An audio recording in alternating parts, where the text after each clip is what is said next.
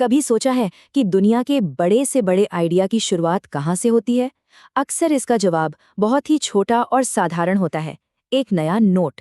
तो चलिए आज इसी सफर को देखते हैं कि कैसे एक छोटे से नोट में कुछ बड़ा करने की ताकत छिपी होती है। अच्छा, तो सबसे पहले उस मुश्किल की बात करते हैं जिसका सामना हम सब ने कभी ना कभी किया है।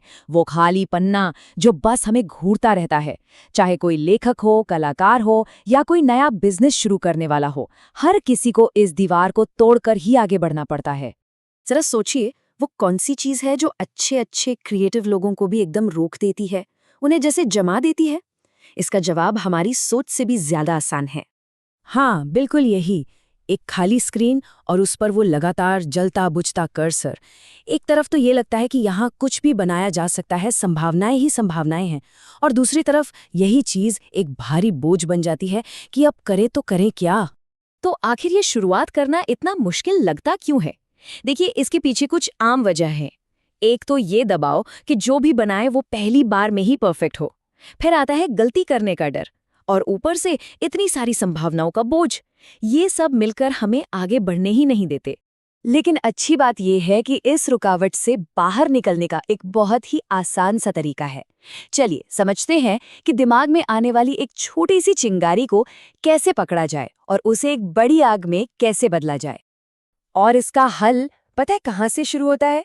बस एक चीज से, सिर्फ एक छोटा सा ख्याल, एक अधूरा सा जुमला, कुछ भी। हर बड़े सफर की शुरुआत बस इसी एक पहले कदम से होती है। हम अक्सर इंस्पिरेशन या प्रेरणा को कोई बहुत बड़ी जादुई चीज मान लेते हैं, पर असल में वो बस एक चिंगारी होती है, एक कच्चा आधा अधूरा सा आइडिया। ये उस बड़ी कहानी या उस बड़े प्रोजेक्ट का बस एक छोटा सा बीज है और कुछ नहीं।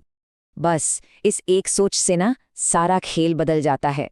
ये भूल जाइए कि कुछ कमाल का बनाना है, बस इतना सोचिए कि एक निशान बनाना है, कागज पर कुछ लिखना है।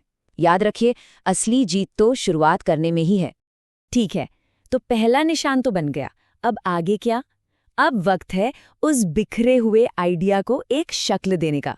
आइए देखते हैं कि इन उलझे हुए विचारों को एक साफ सुथरे रोड मैप में कैसे बदला जा सकता है। इसके लिए ये 3 स्टेप का तरीका बहुत काम का है। पहला है ब्रेन डंप, मतलब दिमाग में जो कुछ भी आ रहा है, अच्छा बुरा सब कुछ, बिना सोचे समझे बस लिख डालिए। दूसरा, अब उन बिखरे हुए आइडियाज को एक जैसे ग्रुप्स में बांटिए। और तीसरा, उन ग्रुप्स को एक सही तरतीब, एक लॉजिकल फ्लो में लगाकर एक ढांचा तैयार कर लीजिए। और ये देखिए, इस तस्वीर में ये फर्क साफ नजर आता है। बाईं तरफ है विचारों का एक उलझा हुआ जाल, मतलब पूरी तरह से क्योस। और अब दाईं तरफ देखिए, वही विचार एक सीधी साधी साफ सुथरी आउटलाइन में बदल गए हैं। यही है क्लैरिटी। कितना अच्छा लगता है ना ये बदलाव देखकर। कई लोगों को लगता है कि एक ढांचा या स्ट्रक्चर बनाने से क्रिएटिविटी खत्म हो जाती है, कि वो एक पिंजरा है। लेकिन सच तो इसका ठीक उल्टा है। स्ट्रक्चर एक लॉन्च पैड की तरह काम करता है।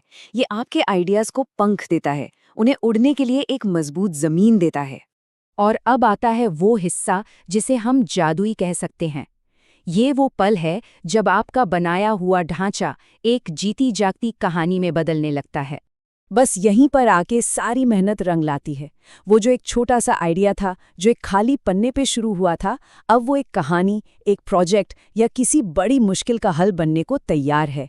ये है एक आइडिया के जन्म लेने की असली ताकत। और यही इस पूरे सफर का सार है। दुनिया की हर बड़ी चीज की शुरुआत बहुत छोटी होती है। हर बेस्ट सेलर नॉवल कभी सिर्फ एक लाइन थी।